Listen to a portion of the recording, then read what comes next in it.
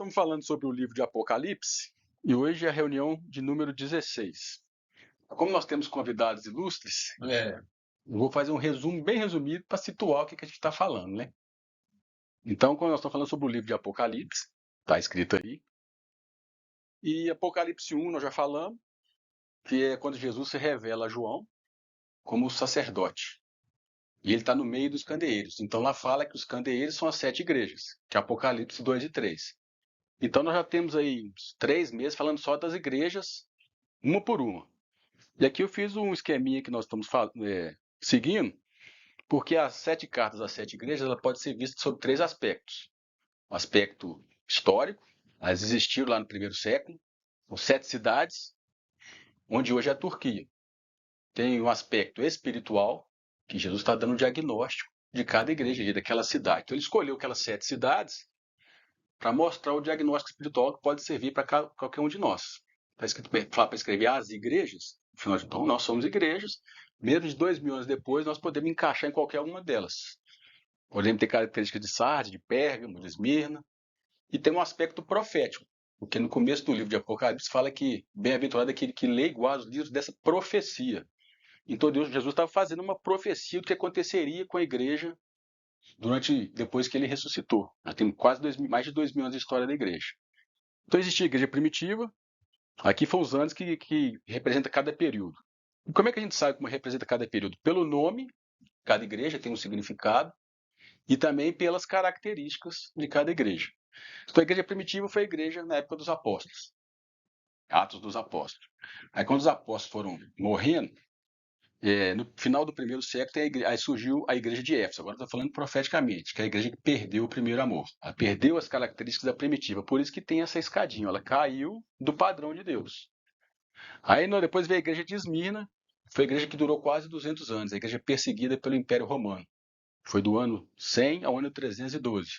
Então, com a perseguição, eles voltaram a nível da igreja primitiva. Se a gente ler lá, não tem nenhuma repreensão para a igreja de Esmirna. Aí depois veio a igreja de Pérgamo, que é quando Constantino, no ano 312, falou que o cristianismo seria a religião oficial do império. E aí durou até o ano 590, só que caiu de novo um pouquinho aqui o nível dela, porque Pérgamo significa casamento. É quando a igreja se uniu com o império, com o Estado. Aí começou a mistura e começou a decair o período da igreja.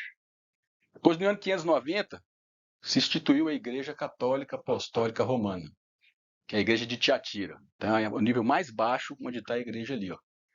Que lá fala que está as profundezas de Satanás e tem Jezabel que dirige a igreja, o sistema babilônico. O mundo entrou na igreja e durou quase 1000 anos. E agora nós estamos falando em Sardes. A igreja de Sardes é a igreja protestante. Quando na reforma de Lutero, houve um protesto contra aquele tipo de igreja que não era o que Jesus tinha estipulado. Então, eu estou resumindo aqui para vocês, eu preciso situar o que nós estamos estudando. Aí nós estamos tentando ver o máximo de detalhes possível de cada igreja. Semana passada nós começamos a falar de Sardes, então está faltando mais 2 igrejas, e aí nós vamos continuar no livro de Apocalipse até Deus permitir. Nós estamos no capítulo 3, são 22 capítulos. Falta muita coisa para falar. A gente está indo sem pressa, tentando extrair o máximo que está escrito no livro. Como a gente falou que é um livro que às vezes é negligenciado, as pessoas ficam com medo, falam que é um livro confuso, que é um livro... outros falam que o livro já passou, que não é para essa época agora, e aí fica se perdendo o que tem nesse livro. Eu falei que é o livro que fecha e encerra o plano de Deus. Deus mostra o fechamento do plano dele.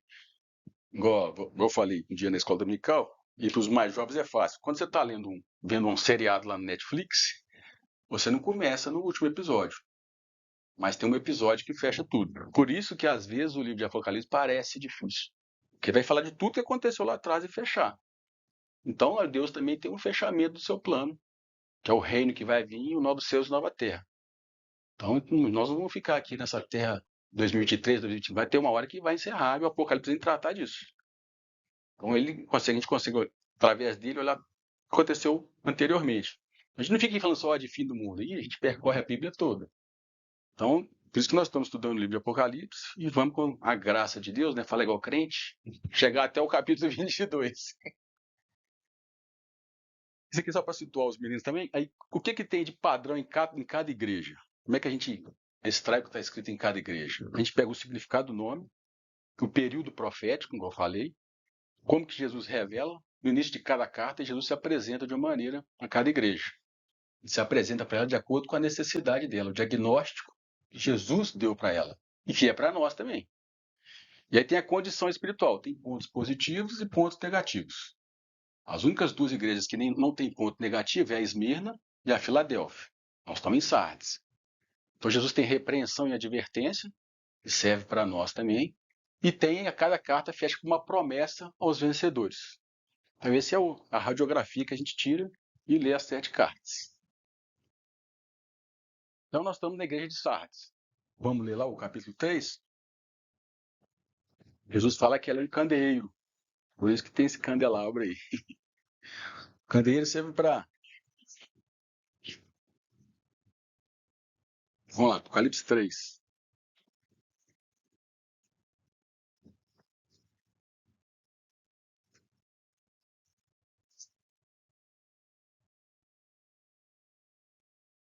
Marcos, quer Bíblia? Oh, aceitante. Tem mais lá dentro. Tem mais alguém mais precisando de Bíblia aí? É.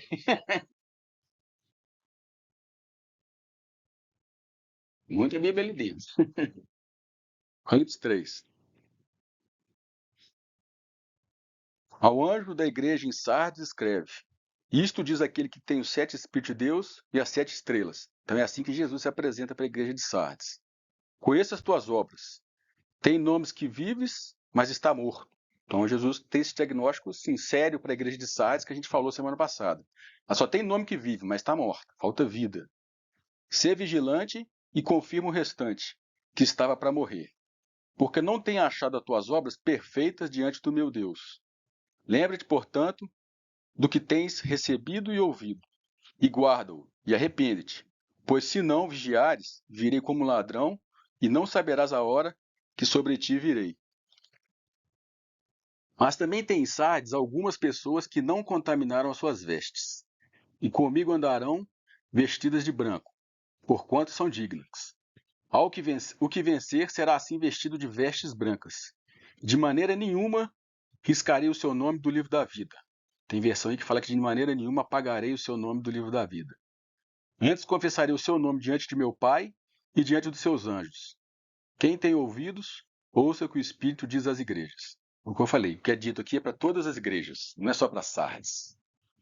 Então nós vamos considerar hoje a promessa para os vencedores, que semana passada a gente já falou da primeira parte, das 2 advertências que Jesus falou para a igreja de Sardes, que representa a igreja protestante, do qual nós somos oriundos. E Jesus falou aqui, eles têm nome que vive, mas não está morto. E fala que a obra dessa igreja não está completa, não é perfeita. Porque lá na Reforma se iniciou um protesto contra a Igreja Católica e foram restauradas, como eu falei semana passada, as verdades básicas do Evangelho. Salvação pela graça, pela fé, todos têm acesso à Bíblia e o homem não depende de mediador. A Igreja Católica e o Papa não é mediador entre Deus e os homens. Todos somos sacerdotes. Só que Jesus falou que falta mais alguma coisa, que está incompleto. E por que tem nomes que vivem? Porque aqui também foi a época que se dividiu a igreja em denominações. As igrejas, o mundo cristão começou a se dividir baseado em doutrinas e em países. Só vou relembrar aqui para os casos dos meninos. A igreja da Alemanha ficou como luteranismo, que seguiram Lutero. Na Inglaterra, o anglicanismo. Na Escócia, os presbiterianos. E assim por diante. E a igreja ficou dividida em grupos. Hoje não é tão rígido essa divisão, mas até alguns anos atrás, os batistas não iam na igreja do presbiteriano, o presbiteriano não ia no batistas. Era bem rígida a divisão. E isso causou uma frieza e uma divisão no corpo de Deus. Por isso que Jesus fala, essa obra é perfeita. A obra não é perfeita. Jesus iniciou a reforma, mas falta algo a mais. Nós vamos ver na igreja de Filadélfia na próxima. Falta unidade, falta amor, falta vida nessa igreja. Tem muito conhecimento, mas sem vida, em fruto do Espírito. Jesus foi uma igreja, então a condição aqui, a advertência de Sardes para nós, não adianta estar certo. Tem que estar certo, mas tem que ter vida. Porque nós saímos da igreja católica, fala, Jesus não é evangélico, Jesus não é protestante, todas são a igreja dele. Não tem um partido que Jesus toma. A gente às vezes tem essa tradição.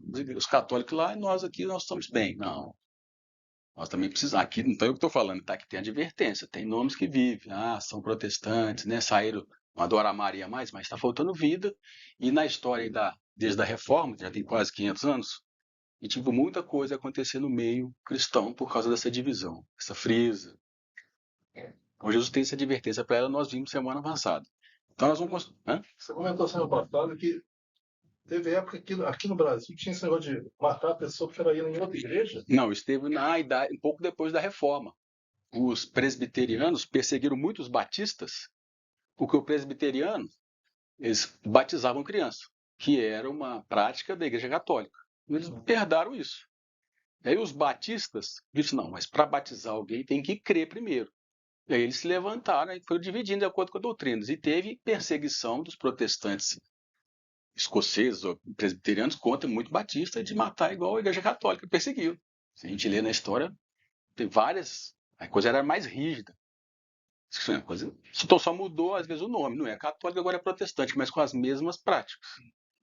Mas aí foi amadurecendo uma outra parte também. Foi tendo outras pessoas, como John Wesley, os irmãos Wesley, os metodistas, restaurou a santificação, a consagração. Teve uma reforma, foi continuando. Ela iniciou lá, mas foi continuando, mas ainda assim faltava o principal. A unidade e o amor entre os irmãos que nós vamos ver na igreja de Filadélfia, que é a próxima. Então hoje nós temos a igreja católica, que é a tia, nós temos a igreja de Sardes, os protestantes, nós. Mas o que importa não é o nome. Se eu estou lá na metodista, importa é o coração. Posso estar lá na metodista, na batista, no presbiteriano, mas eu não posso ter essa divisão no coração. Tem que ter o coração de Filadélfia, que é a próxima que a gente vai ver. Não é o coração que importa. Eu estou aqui, não quer dizer que eu sou melhor porque eu não estou lá. Senão nós criamos mais uma divisão. Aqueles que não têm igreja. Só mudou o nome também. Então, nós estamos nos vangloriando por um nome. O único nome é Jesus. Né? Então, teve isso sim na história. Além da igreja católica que perseguiu, teve protestantes também que perseguiu essas divisões que foram sendo criadas. Então, nós vamos considerar hoje a promessa para os vencedores, que a gente viu aí.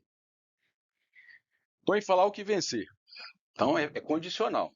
Jesus vai dar essa promessa para quem vencer. Já falei isso aqui, mas é um galardão, um prêmio, um reconhecimento. Salvo, uma vez salvo, você está salvo. Mas tem uma herança que não é dada para todos, você tem que vencer. O que tem que se vencer em Sardes? Primeiro vamos ver qual é a promessa que Jesus fez. Andará comigo trajado de vestes brancas, que nós vamos ver hoje.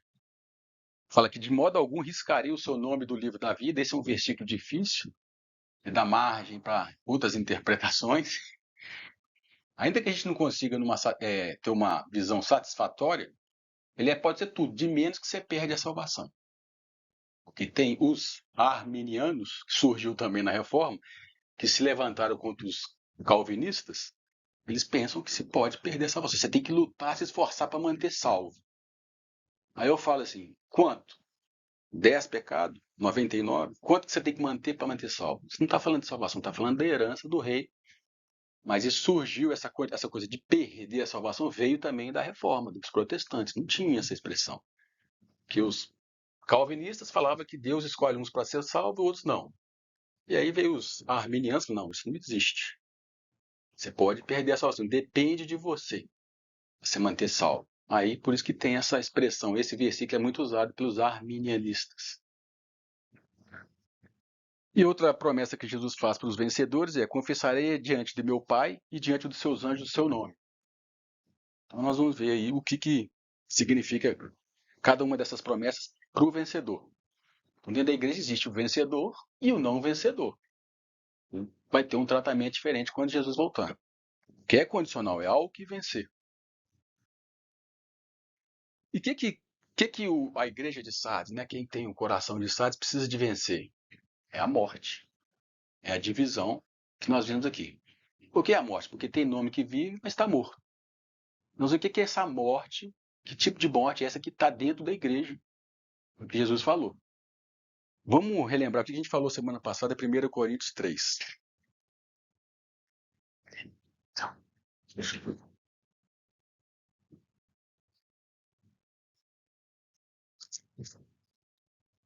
O que aconteceu na reforma e acontece hoje, já estava acontecendo na igreja de Corinto. 1 Coríntios 1, 11. Capítulo 1, versículo 11, eu falei.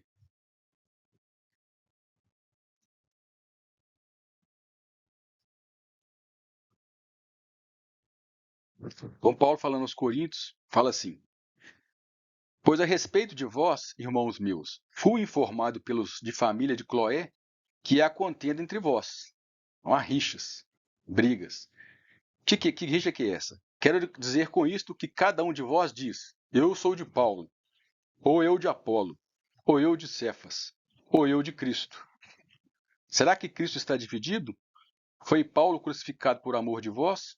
Ou fostes vós batizados em nome de Paulo? Agora no versículo 30. Mas vós sois dele, em Cristo Jesus, o qual para nós foi feito por Deus sabedoria e justiça e santificação e redenção, para que, como está escrito, aquele que se glorie, glorie-se no Senhor. Então aqui já havia divisão. Eu sou de Paulo, de Pedro, de Cefas e de Cristo. Tinha uns que não era de ninguém. Eles eram os escolhidos. Eles eram de Cristo. Mais não é não. Então a gente às vezes se denominar que nós temos o caminho certo, também não é o caminho.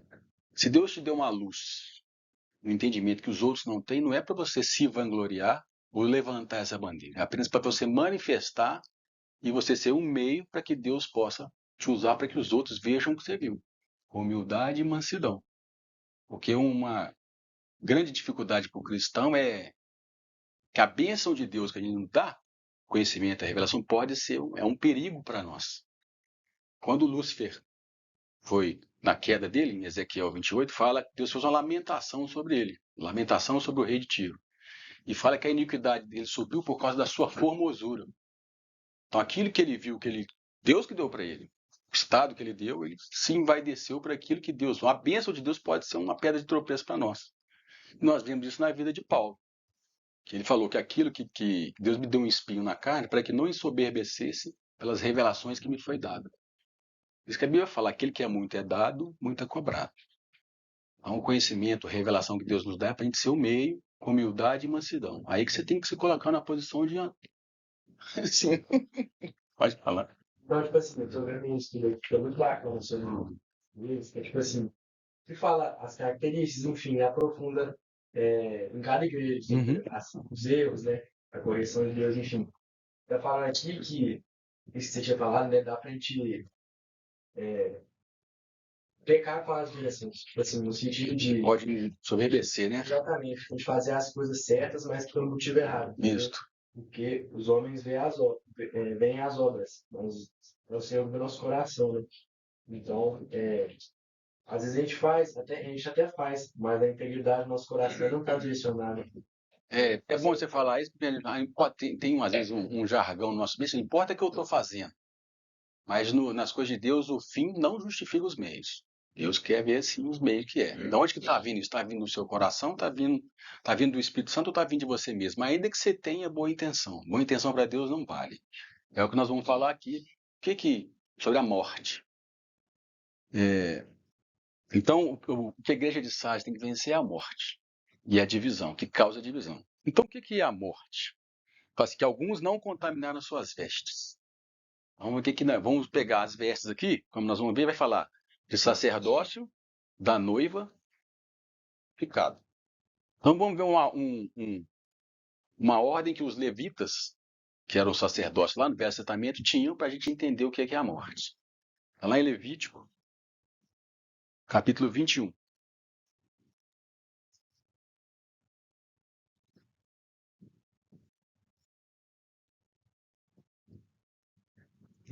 Deus deu através de Moisés algumas leis, algumas ordenanças para os sacerdotes. E hoje nós somos sacerdotes, como está escrito em Pedro. Levítico 21, 10.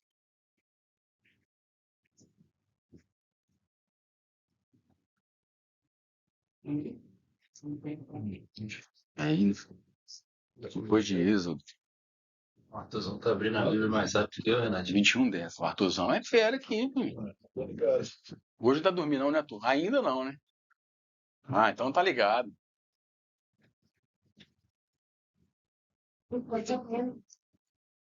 Então fala assim. Sim. 21 delas.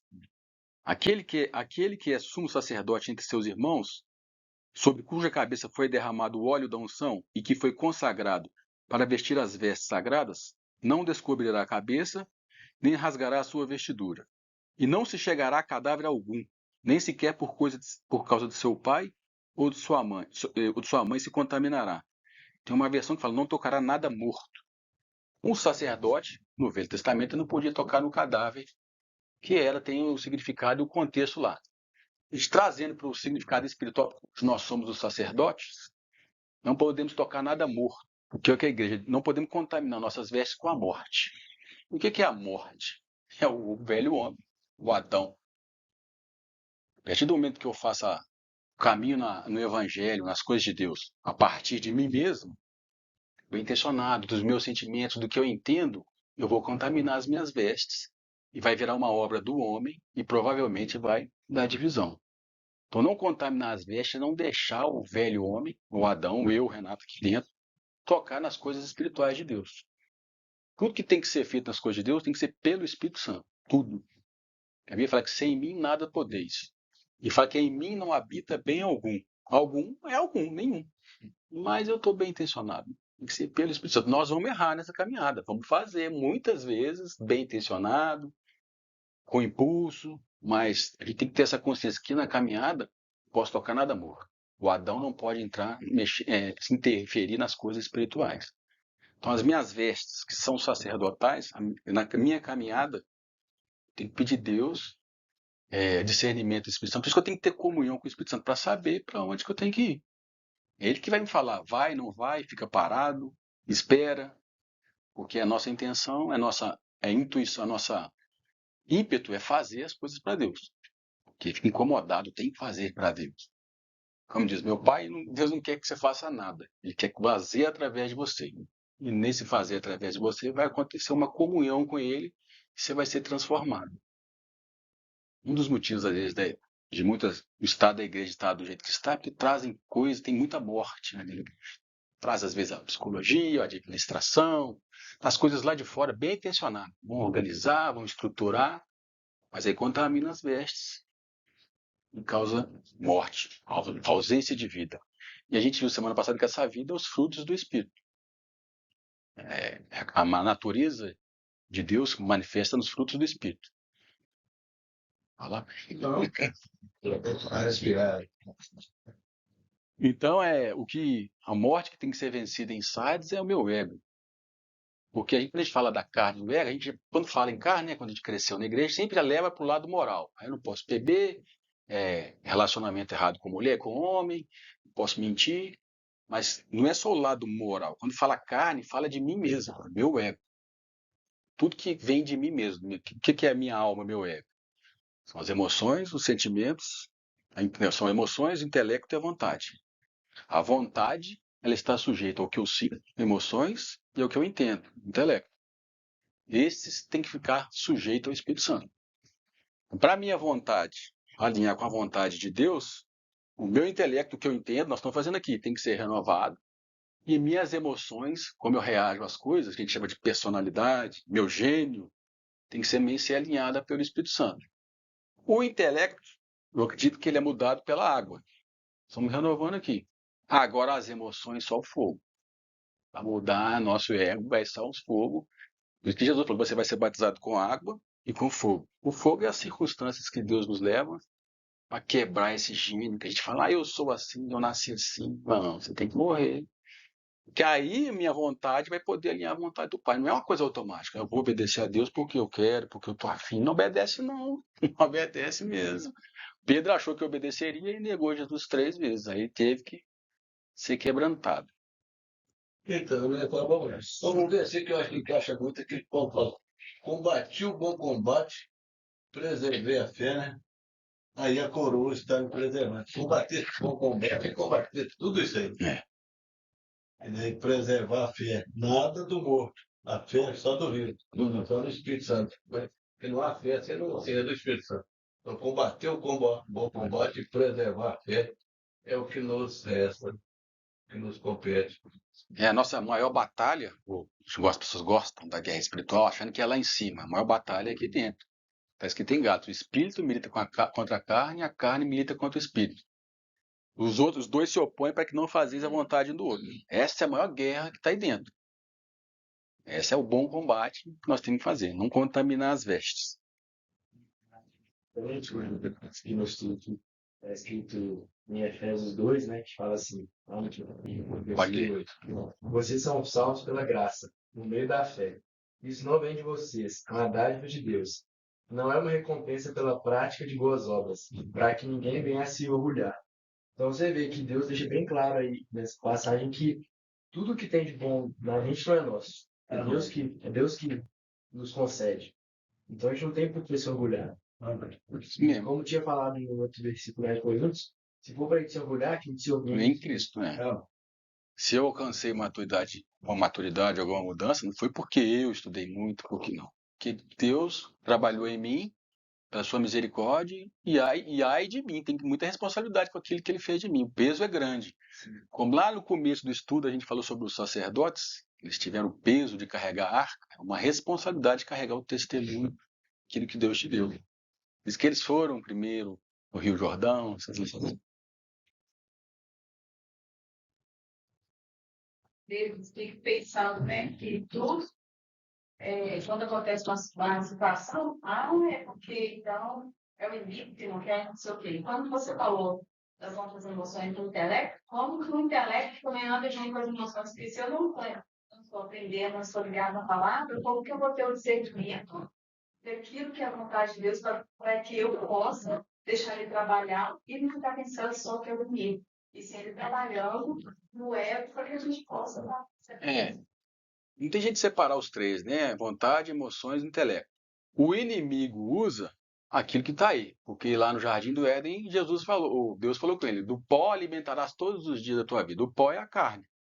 Então, ele alimenta das minhas fragilidades emocionais e das minhas fragilidades intelectuais, que eu entendo. E muitas vezes eu entendo uma coisa correta, mas não consigo fazer. Eu sei, às vezes, se o cara me fechar no trânsito, não posso revidar. Mas saber adianta? Muitas vezes não. Porque as emoções são fortes, elas ganham do intelecto.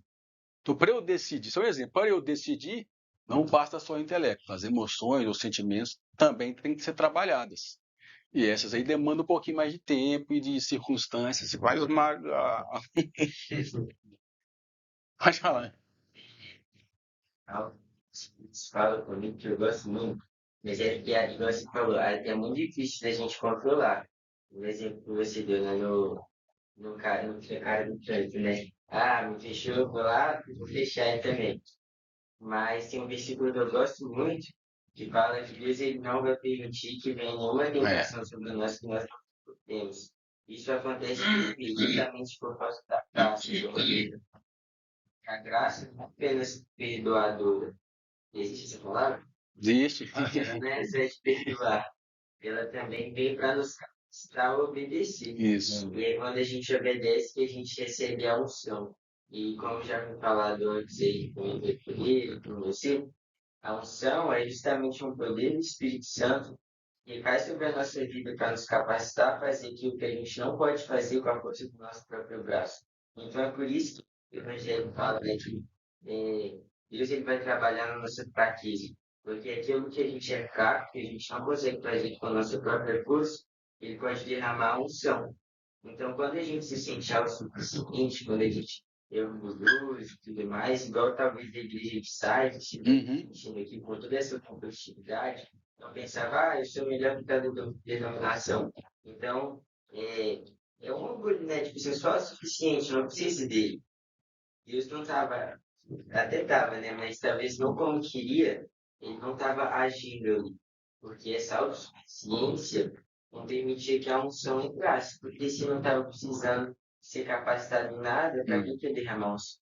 Por isso que eu falei, Deus está trabalhando em nós, está tendo comendo com nós, e nós vamos crescendo. Mas à medida que eu cresço, uma responsabilidade pesa sobre mim. É igual na vida normal. O Arthur tem responsabilidades menores que o pai dele. Então, à medida que a gente cresce na vida natural, nós temos as responsabilidades. Assim é espiritual. Então, a bênção, aquilo que Deus derrama sobre nós, pesa um peso. Nossa, Deus tem que carregar isso aqui, por quê? Porque tem irmãos meus que vão precisar daquilo que Deus me deu. Essa é assim que o corpo cresce. As juntas, né, bem ligadas que cresce. Cada um tem um tamanho. Cada um tem um tamanho, por isso que o corpo são feitos de vários membros, né?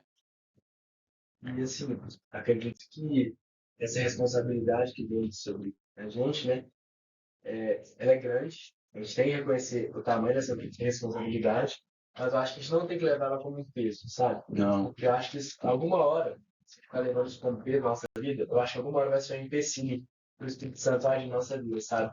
Alguma hora a gente vai ter, falar assim, nossa, a responsabilidade é muito grande. Se eu errar agora, Deus vai fazer isso comigo, entendeu? Então, assim, acaba que a gente se priva de viver coisas e ter experiência com o Espírito Santo por esse medo de errar. E, assim, acredito que Deus, quando ele concede a responsabilidade pra gente, é porque ele acha que a gente já tá. Já está apto, né? E ele vai continuar te capacitando. E aquele que tem medo de errar é outra coisa que precisa ser tratada. Todo mundo que tem medo de errar porque é orgulhoso. Medo de errar, se vou me proteger, eu vou cercar os aqui para ver se eu não erro. É orgulhoso, porque se eu errar, eu vou expor que eu sou fraco. Aí Deus vai cercando. Então, para a gente não contaminar as vestes, Jesus deu exemplo lá quando lavou os pés dos discípulos e falou que a gente tinha que ser lavado. Vamos ler lá. João 13, 3.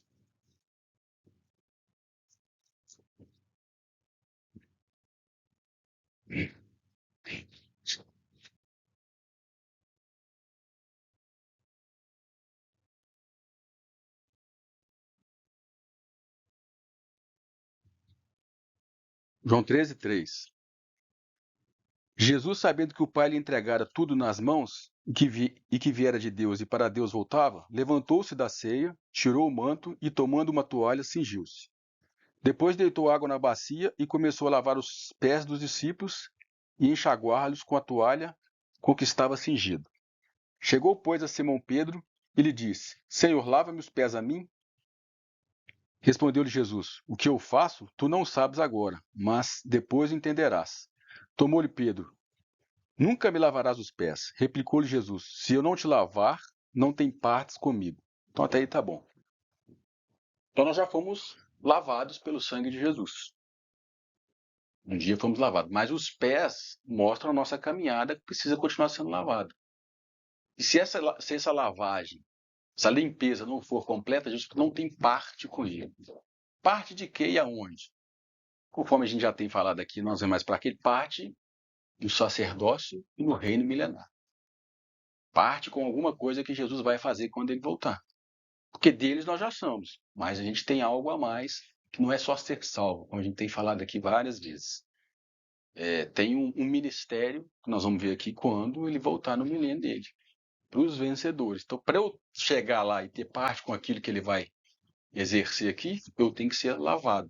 E aí nós demos exemplo aqui das emoções, do intelecto, o exemplo do trânsito, mas tem outras partes mais difíceis, dentro de casa, com o irmão, esposa, com o marido, com o pai e a mãe. É ali que o emocional mostra quem que ele é. Isso aí não esconde, não. E aí que você quer medir a sua maturidade espiritual, sua relação com os outros. Primeiro dentro de casa, porque ali não tem que jeito de esconder. Não é pelo conhecimento, pelo tamanho da igreja, a quantidade de alma que você ganhou para Jesus, como às vezes se pensa aí, maturidade se mede pelo relacionamento com os outros. Porque isso que Jesus falou, o maior mandamento é amar Deus sobre todas as coisas e amar ao próximo como a ti mesmo. Porque é ali que revela o tanto que o seu ego está grande. A maioria das nossas brigas e divisões, seja dentro de casa, seja nos lugares, é porque o meu ego foi negado alguma coisa para ele. Um exemplo, que é clássico. Quando um homem é negado o respeito. Você fica doido. Quando uma mulher é negado o respeito para ela. Estou falando das relações. Aí você vê o meu direito. Aí quando você vê aquilo tudo que você conhece aqui, eu conheço muito, mas não cresci não. Mas é bom conhecer, faz parte conhecer, mas o crescimento se mede nas relações. O que você vai ver se ama o outro mesmo? O conhecimento é para isso. E as circunstâncias da vida, às vezes, os desertos que a gente passa, é para trabalhar com as emoções, mas eu preciso daquele conhecimento. Como diz meu pai, eu preciso de uma anestesia para quando for operado. Eu preciso de um conhecimento quando tiver em circunstâncias bem adversas. E aí o Espírito Santo vai lembrar, isso aí é para fazer isso e isso dentro de você. E às vezes ele vai falar depois que passou a circunstância, igual eu fiquei muitos anos desempregado. Hoje eu entendo algumas coisas que aconteciam naquela época, que foi para trabalhar comigo, foi para eu ter tempo para estudar, mas na época o mundo acabou. Hein? Quando às vezes você termina um relacionamento, namorada, sofre decepções, às vezes o Espírito Santo te fala no meio e às vezes ele te fala depois. Mas você tem que ter um conhecimento, algum conhecimento, para você entender que é ele que está operando. Senão nós vamos fazer igual a gente já fez muitas vezes, vai pôr culpa no diabo, vai pôr culpa na maldição hereditária, vai pôr culpa na camisa, no disco, na música que você está ouvindo, e nunca é você. A culpa é... Tem um quadro aí que tem que ser quebrado, a gente conhece essa história, nós já vivemos isso. E tem que ter um conhecimento. Pode ter alguma coisa que eu plantei? Pode. Mas a Bíblia fala que todas as coisas cooperam para o bem daqueles que amam a Deus. Você vai colher o que você plantou, mas o Espírito Santo vai usar aquilo para trabalhar dentro de você, porque ele é misericordioso. Então essa é a lavagem, a limpeza dos pés aí, que acontece.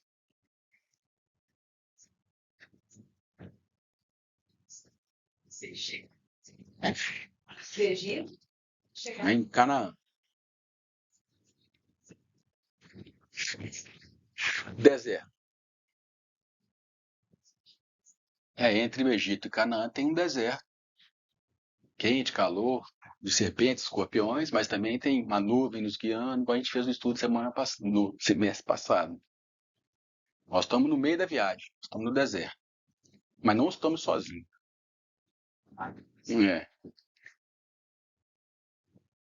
E lá em Colossenses também fala da gente tem que revestir, vestir e revestir. Vamos lá, Colossenses 3.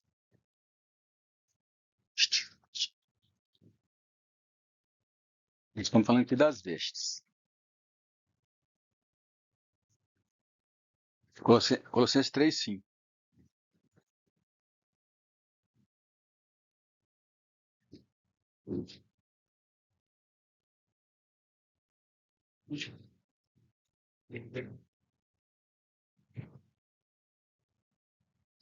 Colossenses 3, 5. Mortificai, pois, as vossas inclinações carnais, a prostituição, a impureza, a paixão, a vil concupiscência, a avareza, que é a idolatria, pelas quais coisas vem a ira de Deus, ou a justiça de Deus, sobre os filhos da desobediência, nas quais também outro tempo andastes, quando vivias nelas. Mas agora despojai-vos também de tudo isto, da ira, da cólera, da malícia, da maledicências, das palavras torpes da vossa boca.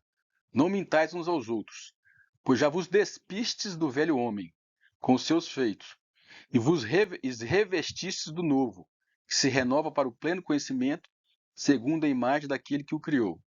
Então é o que nós falamos nesse processo. Eu tenho que me despir da morte, do Adão, do velho homem, tenho que me revestir do novo. Um dia Jesus nos vestiu a pele de cordeiro, com a salvação. Agora tem que me revestir da vida dele. Então é vestir e revestir. O que é revestir? Vestir de novo, é esse processo que eu estou falando aqui. Não contaminar as vestes, esse revestimento, que é o dia a dia dessa obra que o Espírito Santo está fazendo em nós. Na pedagogia didática de Deus, ele está usando essa figura de vestir e revestir. Tem uma veste que nos é colocada que expressa alguma coisa, e nós vamos ver aqui no próximo slide. Olha lá.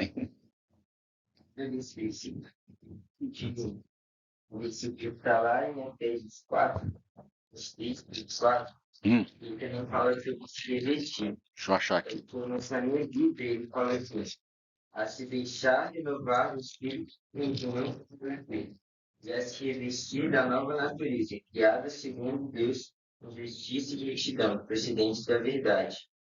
E a forma como você vai ser revestido e renovado no espírito é se deixar. Então é aquilo que a gente tem falado muito, né? Não é algo que a gente faz com a nossa própria força. A gente tem que estar constantemente se permitindo ser transformado por Deus. A questão é que a transformação de Deus às vezes vai vir com automática, né? Chocolate, às vezes ela vai doer. Mas igual fala lá em Jeremias 19, nós somos como um vaso quebrado na mão de um oleiro, né? E é o que Deus tem falado nos prometer que toda promessa, todo sofrimento projeta uma sombra de restauração. Então, às vezes, se deixar renovar o espírito do entendimento e se revestir da nova natureza, e também se permitir ser quebrado por Deus para ser transformado em algo novo. E aí no versículo 24 fala, revestir do novo homem. O velho e o novo estão aqui dentro. O velho tem que despir, não deixar de contaminar as vestes do novo homem. É revestir, vestir de novo. Então o que são as vestes? Aí que nós vamos agora falar. Estou me vestindo do novo homem e fala que eu vou ser vestido com uma veste nova, vestes brancas. Ela fala das vestes sacerdotais, nós vamos falar aqui, então, fala das vestes matrimoniais e das vestes glorificadas, o novo corpo. Então, as vestes que Jesus prometeu para quem vencer, tem 3 significados. Primeiro é o sacerdócio no reino milenar, que nós vamos ler. Segundo, a noiva, que vai exercer esse sacerdócio com o rei e o sumo sacerdote no reino milenar. E para eu exercer esse sacerdócio e ter essa comunhão com o noivo, eu vou receber um novo corpo, que são as vestes também prometidas a nós. Então, quando Jesus fez aquela promessa, você vai ser vestido de vestes brancas. Não é só um saião. É esse significado que nós vamos ler aqui. Um sacerdócio que é para o vencedor. Porque o sacerdote, eu já falei que é o mediador daquilo que Deus tem te dado. Hoje nós estamos sendo sacerdotes uns dos outros. E lá no milênio, no reino milenar, nós vamos ser sacerdotes para as nações que vão nascer lá. Ô, Renato, só completando Claro. um pouquinho o que o já falou, que a Baixando aqui, e falando sobre a correção, né? Sobre a correção do Espírito Santo. Fala assim, lá em Hebreus 12, 11 ao 13. Nenhuma disciplina é agradável no momento em que é aplicada. Ao contrário, é dolorosa. Mais tarde, porém, produz uma colheita de vida justa e de paz para os que assim são corrigidos. Portanto, revigorem suas mãos cansadas e seus joelhos enfraquecidos. Façam caminhos retos para seus pés, a fim de que os mancos não caiam, mas sejam fortalecidos.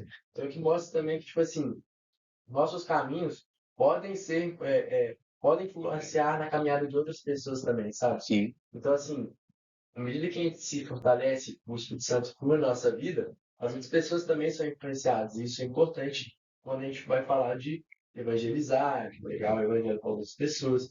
E as pessoas podem se inspirar um pouco na nossa caminhada.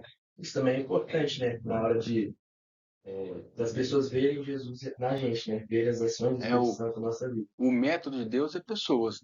O corpo cresce. Eu estou falando isso aqui porque um dia eu aprendi com outras pessoas. Ele vai passando até chegar no último dia, que a igreja está pronta. Mas é o método de Deus é pessoas. Por isso que a palavra, o estudo, não pode morrer. Como é que vai fazer a próxima geração? A geração do Arthur. O Arthur está preparando aí para outra geração que vai vir. Às vezes, não só Arthur. Você...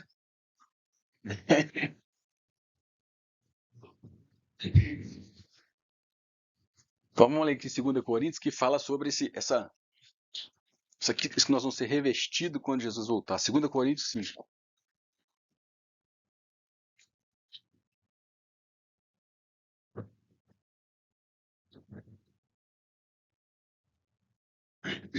Segundo Coríntios 5, versículo 1. Porque sabemos que se a nossa casa terrestre deste tabernáculo se desfizer, temos de Deus um edifício, uma casa não feita por mãos, eterna nos céus. Essa casa aqui é esse corpo. Não é essa casa da rua Itajubá, 1766, não. Se esse corpo morrer, o dia que eu morrer, temos um outro corpo, um outro edifício preparado por Deus nos céus. Pois neste tabernáculo, nessa vida, nesse corpo aqui, nós gememos, desejando muito ser revestido da nossa habitação que é do céu.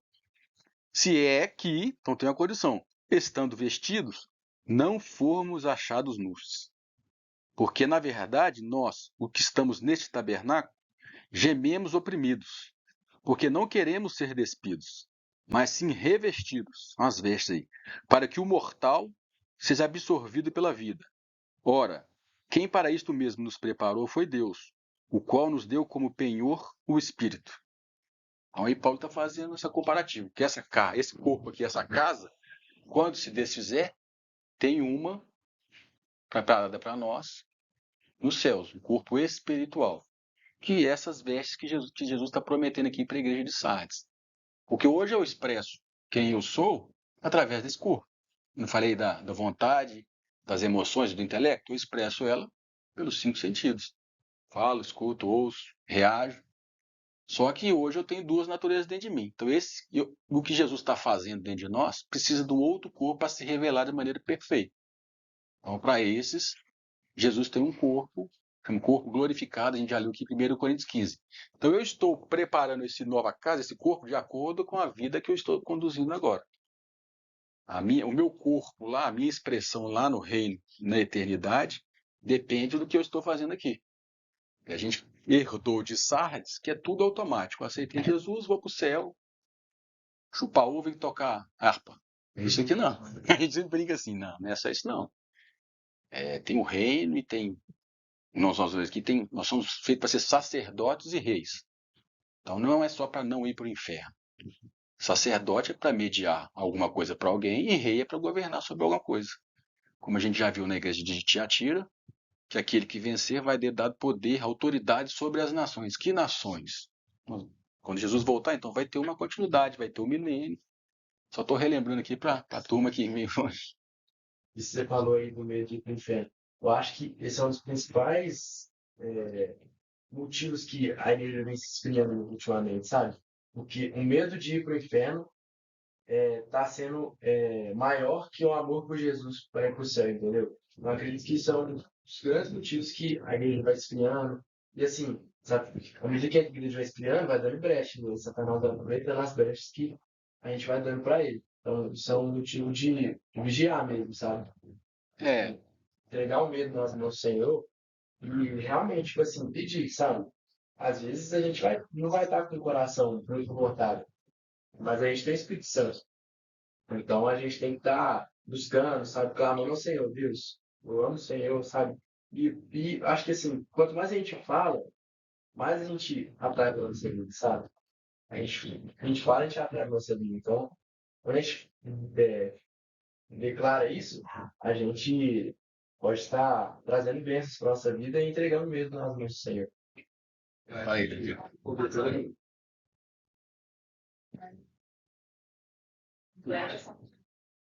não entendi. Não, esse mesmo tá.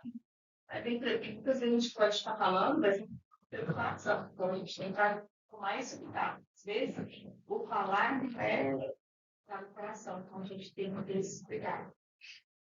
Fala mesmo. Não, só completando o que o Davi falou, eu acho assim, interessante que ele comentou sobre buscar a Deus por medo de ir para o inferno. E eu acho que muitas vezes a gente esquece do objetivo central de buscar a Deus, que é, tipo assim, a gente deve buscar a Deus por quem Ele é, e não por aquilo que Ele pode nos oferecer. Isso são coisas secundárias. Eu lembro algo que o Maia falou e eu fiquei pensando muito, da gente começar a orar e não pedir coisa. E eu fiquei pensando, falei assim, cara, quando eu tô orando, eu só tô pedindo coisa para Deus. E muitas vezes a gente não agradece, a gente não está pedindo, né? Mas pede perdão e às vezes a gente esquece, sabe?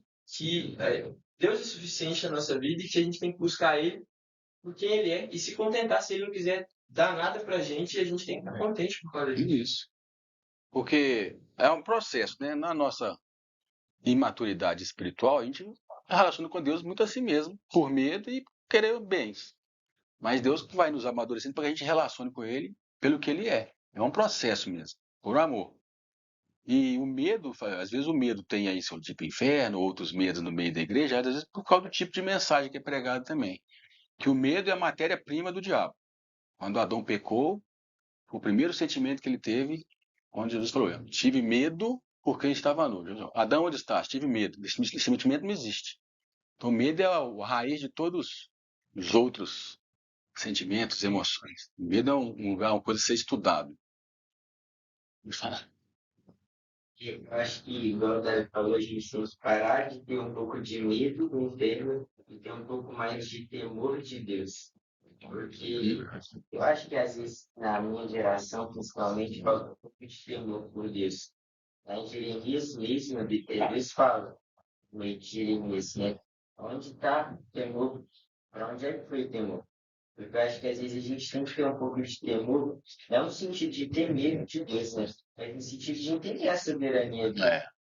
E por mais que a gente tenha que passar a pensar mais no céu, eu acho que a gente não pode esquecer completamente do inferno. Isso não é só sobre a nossa salvação, mas é sobre a salvação das pessoas. Porque quando a gente conhece o inferno, a gente entende que, tipo assim, cara, se eu não pregar para essa pessoa, eu vou deixar ela morrer, eu vou deixar ela ir esse lugar.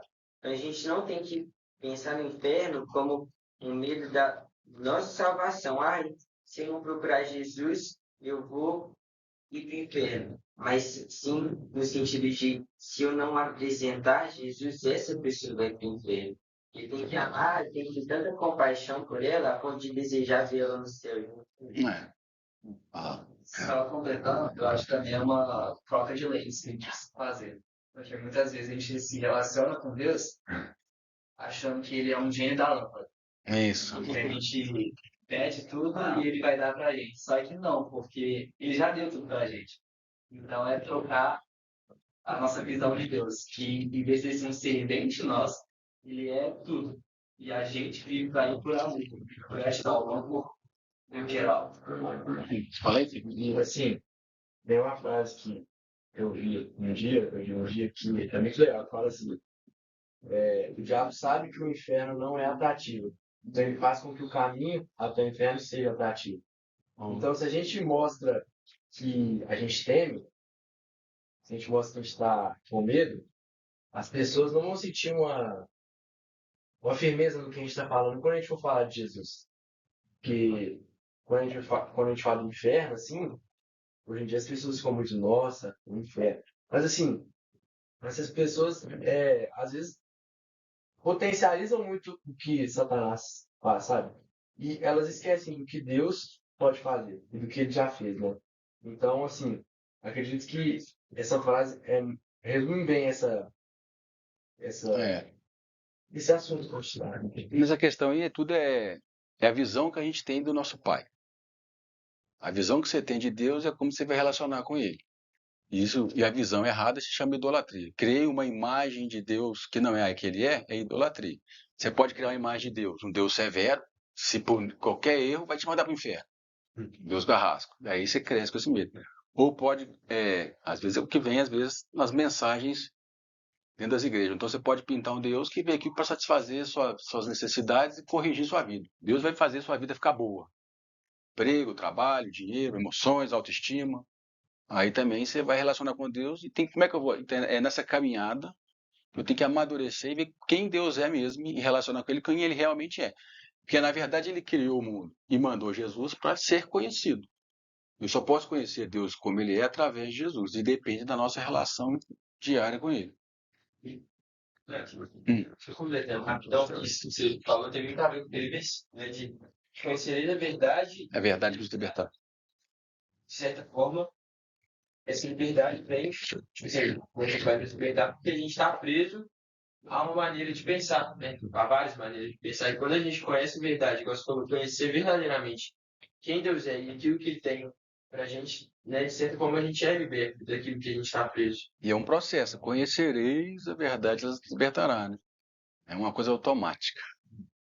Então, as vestes que Jesus promete ao vencedor, nesses três aspectos: o sacerdócio, a noiva, ele vai ter umas bodas do cordeiro durante 1000 anos com o noivo, e o novo corpo. Então, tá ligado. A promessa do vencedor está aí. Ser vestido de vestes brancas. Isso vai acontecer em Apocalipse a gente vê esse evento acontecer. Eu só vou citar, para que a gente for lá na frente, a gente voltar aqui. Porque tem alguns textos aqui que às vezes vai dar mal interpretado e um texto diferente. Nós vamos ver nesses 3 versículos sendo apresentadas vestes para alguns, que é isso que Jesus prometeu.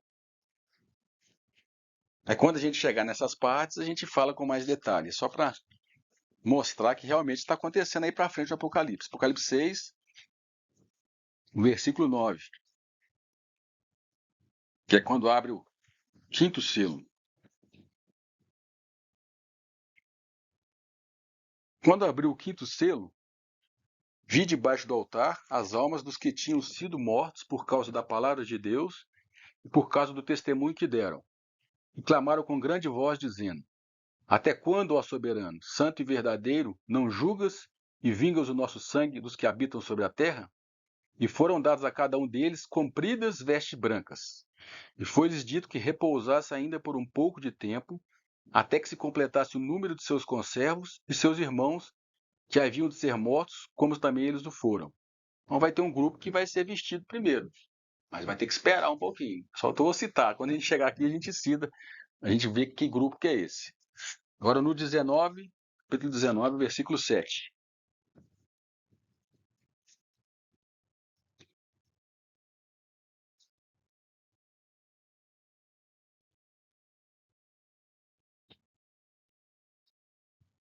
Regozijemo-nos e exultemos e demos-lhe glória, porque são chegadas as bodas do Cordeiro, e já a sua noiva se preparou.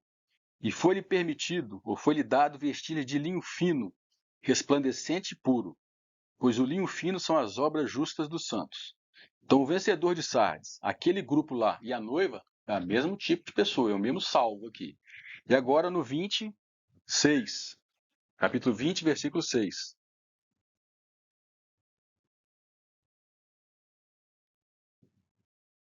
Bem-aventurado e santo é aquele que tem parte na primeira ressurreição. Então quer dizer que tem uma segunda. Sobre estes não tem poder a segunda morte, mas serão o quê? Sacerdotes de Deus e de Cristo, e reinarão com ele durante 1000 anos. Então esses 4 versículos são o mesmo tipo de salvo, que vão receber vestes, que vão reinar com Jesus, vão ser sacerdotes deles e serão a noiva. Isso aqui nós estamos mostrando as vestes, a gente já viu o que significa essas vestes. Então, ao vencedor existe um sacerdócio, um reinado durante 1000 anos sobre o que vai acontecer no milênio. E aí, quando a gente chegar nesse versículo, a gente detalha um pouco mais o que está falando aqui. E a outra promessa que está ao vencedor é que fala: de modo algum riscarei o nome do livro da vida, ou de modo algum apagarei do livro da vida. Aí, igual eu falei, esse versículo dá pano para a manga, porque se eu não for vencedor, eu vou ser apagado do livro da vida. Então, eu vou tentar falar aqui o que eu já aprendi. Eu sei que é um versículo difícil, mas igual eu falei, pode ter vários entendimentos, de menos que você vai ser tirado do livro da vida lá, no grande. Porque Jesus fala que aquele que vem a mim, de modo nenhum o lançarei fora.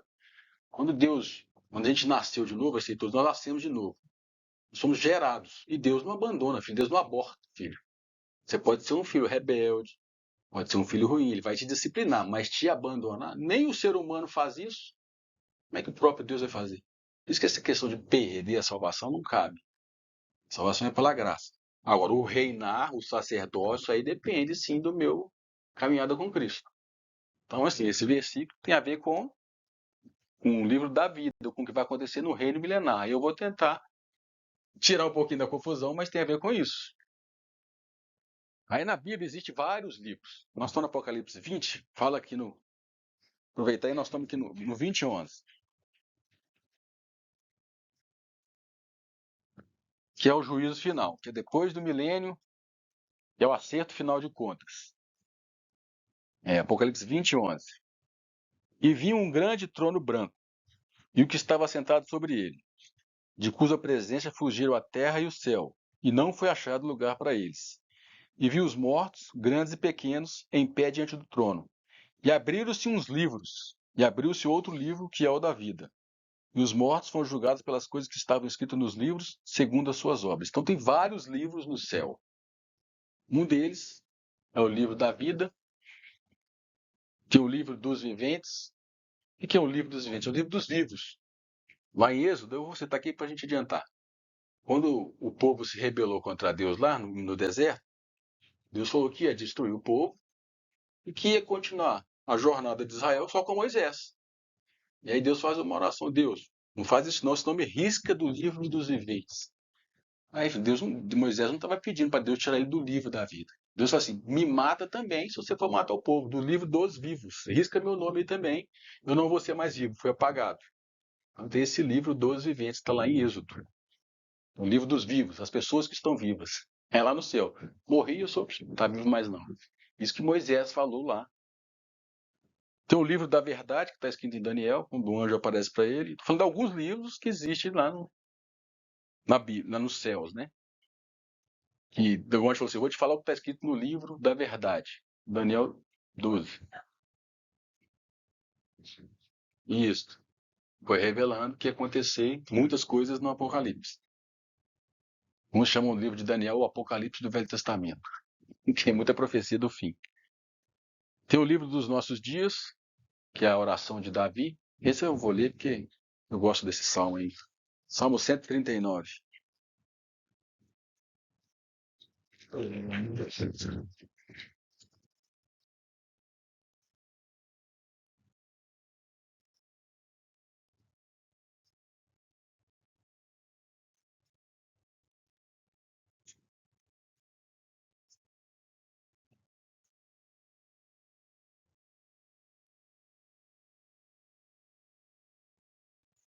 Vou ler aqui.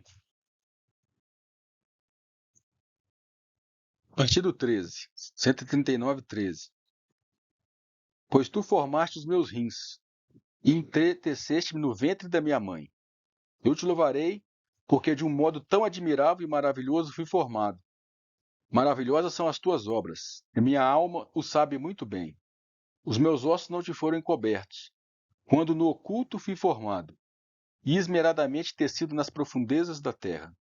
Os teus olhos viram minha substância ainda uniforme, e no teu livro foram escritos os dias, sim, todos os dias que foram ordenados para mim, quando ainda não havia nenhum deles. Todos os meus dias foram escritos lá antes de eu existir. Aí aqui, se a gente quiser, a gente entra nesse mistério profundo, mas você vê que tem vários livros no céu. O céu é organizado, Deus tem sua organização lá.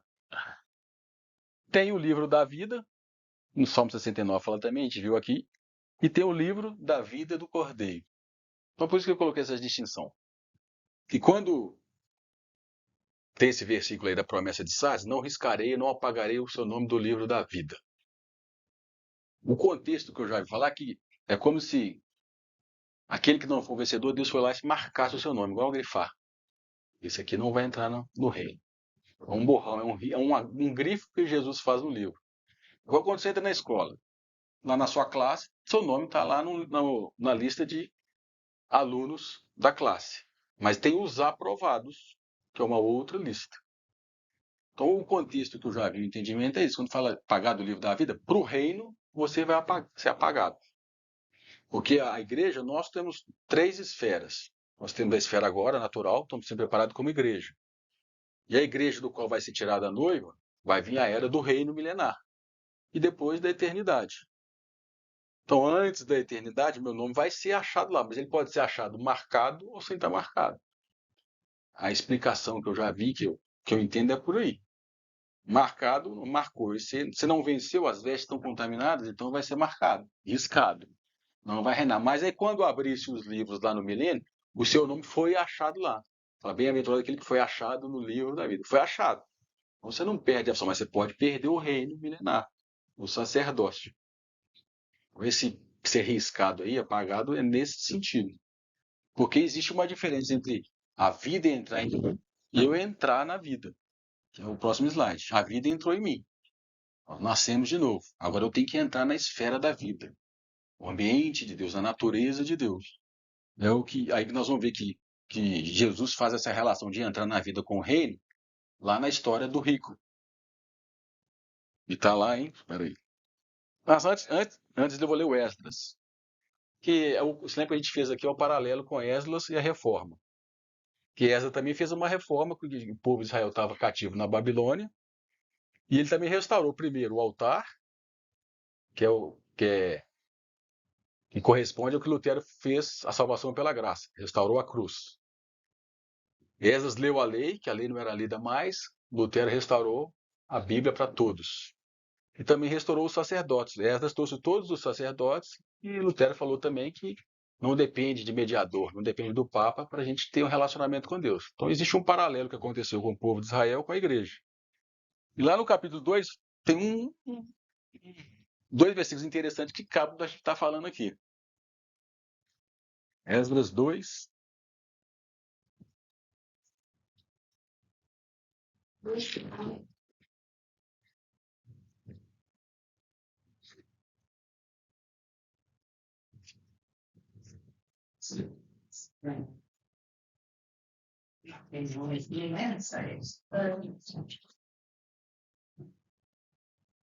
Esdras 2. Eu vou ler o versículo 1, depois pular para o 61. Só para a gente ver o contexto aqui.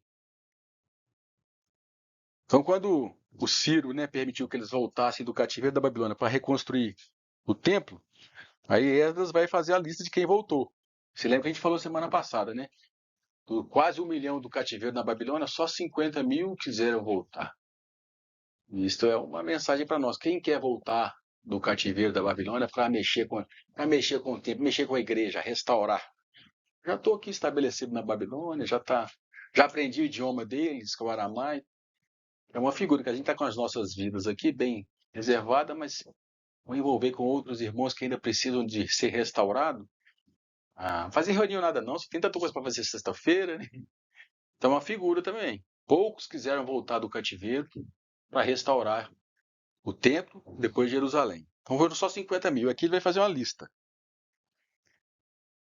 Esdras 2. Achou aí? Antes de Jó, Neemias. Antes de Neemias, né? É. Quase não leu ela, né? A gente lê pouco mesmo, assim. Bota no ela, né? 2.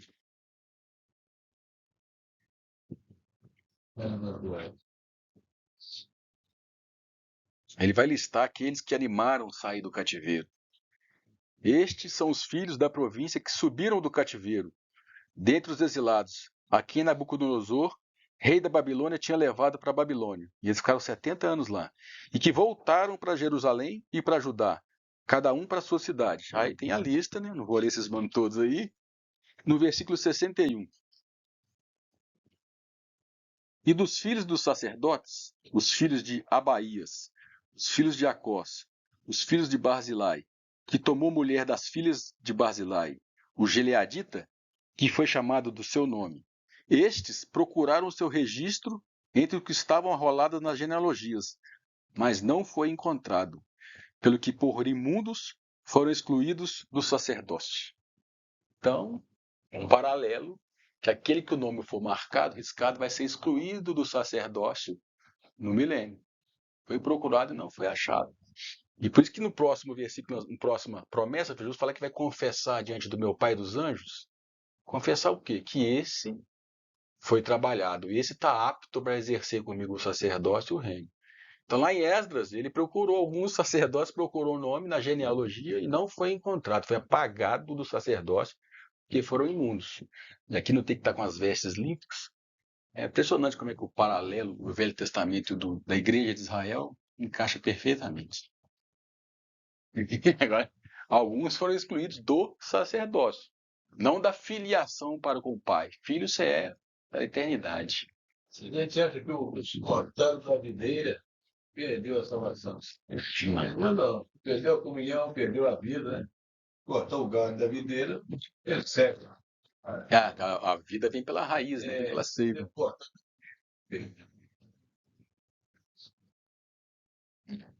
Isso a gente tem que ficar tranquilo. Você vê que é difícil quando tem versículo de Esdras no meio. A Bíblia é como eu falei, sempre que eu falei no começo, para entender o último episódio da série, a gente tem que. Mas vai encaixando tudo. Você foi longe, né? Aprendi com umas pessoas que foram longe, graças a Deus, né? Então, para a gente reforçar aqui o entrar na vida, daí se apagar o nome, vamos ler lá em Mateus 19. Recebi a vida, eu já recebi a vida. Agora eu tenho que entrar na esfera da vida, que é esse processo de lavar as vestes. Estamos quase acabando. O pessoal da célula falhou nessa. Por quê? Estamos quase acabando. Eles falam isso? Entendi. Não saiu direitinho não, mas tem que sair isso aí. Mateus 19, 6. 19, 16. Eu coloquei 6, mas está errado ali. É 19, 16. É o jovem rico. Eis que se aproximou dele um jovem de Jesus. Ele disse: Mestre, que bem farei para conseguir a vida eterna? Respondeu-lhe ele: Por que me perguntas sobre o que é bom? Um só é bom. Mas se queres entrar na vida, guarda os mandamentos. Perguntou-lhe ele, quais? Respondeu Jesus, não matarás, não adulterarás, não furtarás, não dirás falso testemunho. Honra teu pai e tua mãe, e amarás o teu próximo como a ti mesmo. Disse-lhe o jovem, tudo isso tenho guardado, que me falta ainda? Disse-lhe Jesus, se queres ser perfeito, o entrar na vida é ser perfeito. Vai e vende tudo que tens e dá aos pobres, e terás um tesouro no céu. E vem e segue-me. Mas o jovem, ouvindo essa palavra, retirou-se triste, porque muitos bens possuía. Disse então Jesus aos seus discípulos, em verdade vos digo que um rico dificilmente entrará no reino dos céus. Então, o entrar na vida que ele queria é entrar no reino dos céus. Aqui a questão não é ser salvo, porque senão a salvo não é pela graça. Tinha que fazer esse tanto de coisa aqui para ser salvo. Vender os bens, então não é para ser salvo, é para entrar na vida, para entrar no reino. Você viu que Jesus faz a ligação de entrar na vida que entrar no reino. Dificilmente um rico entra no reino. Ele pode até ser salvo, mas para entrar no reino, ele tem que abrir mão daquilo que ele tem, das posses. E, tipo assim, quando Deus vai falar lá no de Apocalipse sobre como é que vai ser o novo céu e a nova terra, a gente vai ver que tem uma distinção. Vai ter uma nova Jerusalém que vai ser, assim, o epicentro ali de onde vai governar, onde vai ter o trono, mas não vai excluir o resto. Tem as nações, lá fala que as nações. E esses espíritos que vão ter o nome escrito ali para serem sacerdotes vão estar ali na Nova Jerusalém, que é o lugar onde elas vão estar mais próximas do trono. Mas não quer dizer que as outras pessoas que não estão na Nova Jerusalém não vão ser salvas. Isso mesmo. Porque Novo Céus e Nova Terra vai ter um centro, a Nova Jerusalém, e vai ter nações desse Novo Céu e Nova Terra, que como é que eles vão conhecer a Deus? Através desses sacerdotes da igreja da Nova Jerusalém. Assim como seria no princípio. Deus tinha a terra, tinha o Éden e tinha o jardim do Éden. Toda a terra que fosse ser povoada, se o homem não tivesse pecado, ia conhecer Deus através da árvore da vida, que estava no jardim do Éden. Então, desde o começo tem o princípio do sacerdócio, da mediação. Que na casa do jardim do Éden era a árvore da vida, e Adão e Eva tinham que levar aquela vida do Éden, o restante falhou. E agora esse comissionamento foi dado a nós, e aqueles que aprenderem esse comissionamento, se estiverem aptos, vai também estar apto no reino milenar. É isso que é o sacerdócio. Então a gente viu que entrar na vida é entrar no reino. Jesus faz essa ligação aqui quando o rico pergunta para ele como é que faz para entrar na vida. Dificilmente um rico entra no reino dos céus. E para terminar, a última promessa que Jesus falou, que eu confessarei diante de meu Pai e diante dos anjos o seu nome. No dia lá do tribunal vai confessar o nome de cada um. Você vê que o apagar o nome ou riscar o nome tem a ver com confessar. Uns Jesus vai confessar, outros não vai confessar. Por que não vai? Porque não está apto a ser um rei e sacerdote. Você ser rei, que é governar sobre alguém, administrar, e sacerdote, tem que ser gente madura, responsável. Deus não pode fazer isso com qualquer um. Mas você continua sendo filho. Aí é um outro caminho, mas existe dois caminhos quando Jesus voltar. Por isso que existe um tribunal. No caso, esse aqui não é para condenar, é para organizar o reino. E aí, para a gente terminar aqui, vamos ler o de Lucas e o de Timóteo. O que foi falado na igreja de Sardes, Jesus já tinha falado lá em Lucas para os discípulos. Lucas 12, versículo 8 e 9.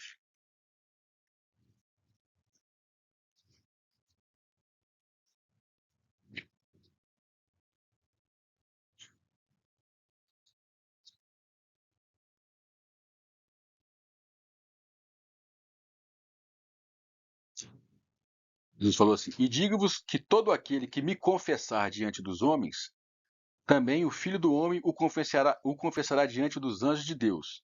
Mas quem me negar diante dos homens, será negado diante dos anjos de Deus. Agora, 2 Timóteo 2, para a gente completar esse versículo aí. –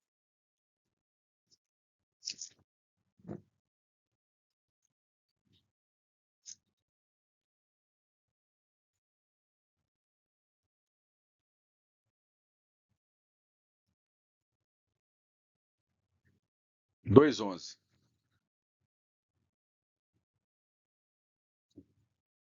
Fiel é esta palavra. Se, pois... Então a gente tem que grifar o CIS aí. Se, aula de português, é condicional. Se, pois, já morremos com ele, também com ele viveremos. Morremos sim, nós nascemos de novo. Entregamos o velho homem para Jesus. Se perseverarmos, aí já é com ele também reinaremos. Então não é salvar, é ser reinar. Se o negarmos, também ele nos negará. Se somos infiéis, ele permanece fiel, porque não pode negar a si mesmo. Então, o fato de perseverar e Jesus nos confessar, o que Jesus vai me confessar? Porque eu perseverei nessa caminhada. E por que ele vai me negar? Porque eu não venci, contaminei as minhas vestes. Mas aqueles que ele negar, ele permanece fiel e vai colocar ele lá depois, no milênio lá. Você vê que parece contraditório, mas se eu nego, ele me nega. Se eu sou infiel, ele permanece fiel, porque está falando de coisas distintas. Uma é a coisa do reino. Se eu persevero, eu reinarei. E aí ele confessa meu nome. Lá no dia do tribunal, não sei se vocês lembram da promessa da igreja de Pérgamo da Pedrinha Branca, que é um tribunal que o senhor, lá na época do imperador romano, pegava os seus servos, se ele aprovava o comportamento daquele servo, ele levantava a pedrinha branca. Então, ele confessava que aquele servo era confiável e não tinha nada contra ele. Isso é nos sacerdotes, mas tem também. Então, o que no tribunal de Cristo é isso. Jesus vai mostrar, confessar que aqueles que foram fiéis aqui nessa obra de ser transformados estão aptos a ser reis e sacerdotes. E aqueles que não são, ele permanece fiel. Vai fazer uma obra em você de outra maneira para que você seja colocado na Nova Jerusalém 1000 anos depois.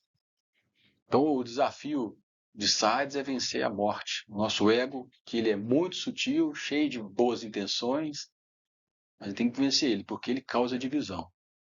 É morte.